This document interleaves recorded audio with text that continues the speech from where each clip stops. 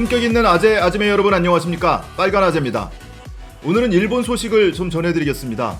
코로나19와 관련해서 일본 정부가 확진자 수가 늘어나는 걸 막으려고 최대한 검사를 안 해주고 있다.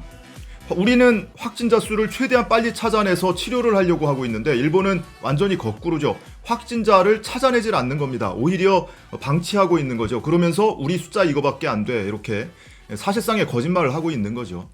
그런데 아베 총리가 처음으로 이 사실을 시인을 했습니다. 어제 참의원에 출석을 해서 검사 건수를 늘리면 감염자 수도 늘어날 수 있다라고 시인을 한 겁니다. 그런데 검사를 받고 싶다고 해서 모든 사람을 검사해주고 있는 건 아니다. 이게 도대체 무슨 배짱인지 모르겠어요. 어쨌든 참의원에서 그렇게 언급을 했습니다. 그런데 웃기는 게 이게 일본 참의원에 아베 총리가 출석을 해서 발언을 한 건데 일본 언론이 먼저 보도를 한 게 아니고요. 영국 로이터 통신이 보도를 했더니 일본 언론이 그걸 인용을 해서 보도를 한 겁니다. 그것도 국제면에 보도를 한 거예요. 지금까지 일본 정부가 부리고 있는 꼼수 크게는 두 가지죠. 자, 첫 번째는 일본의 크루즈선 다이아몬드 프린세스 호의 탑승자들의 감염자 숫자를 일본 내 감염자 숫자와 구분을 해서 집계를 하지 않고 있죠. WHO에 돈 처발라 가면서 별도로 구분을 해놓고 있습니다. 또 하나는 아예 검사를 해주질 않아서 확진자 수가 늘어나는 걸 막는 그런 전략을 취하고 있죠.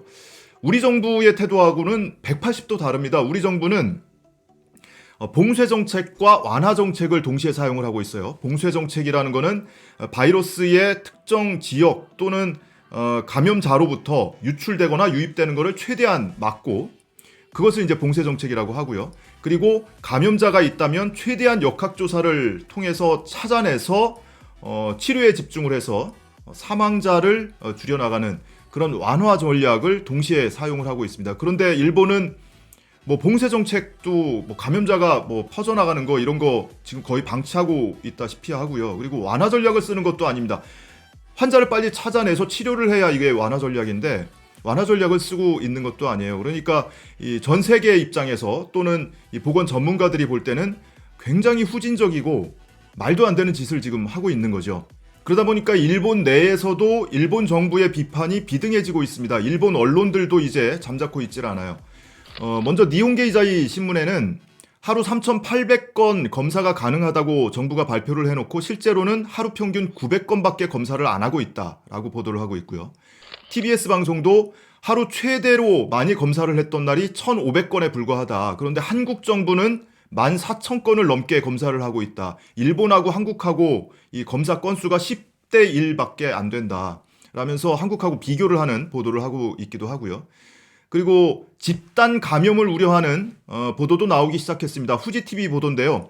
오늘자 보도에서 홋카이도에서 열린 전시회에 참석을 했던 사람들이 10여 명이 동시에 감염이 됐다. 그래서 홋카이도에만 지금 77명의 감염자가 있는데 이걸로 그치는 게 아니고 일본 학자가 주장하기를 지금 홋카이도에서는 지금 검사를 안 해서 환자를 다 찾아내질 못해서 그렇지 지금까지 드러난 77명은 아주 빙산의 일각이고 실제로 검사를 제대로 해보면 지금 확진자가 940명이 넘을 거다. 홋카이도에만 뭐 이런 주장도 내놓고 있습니다.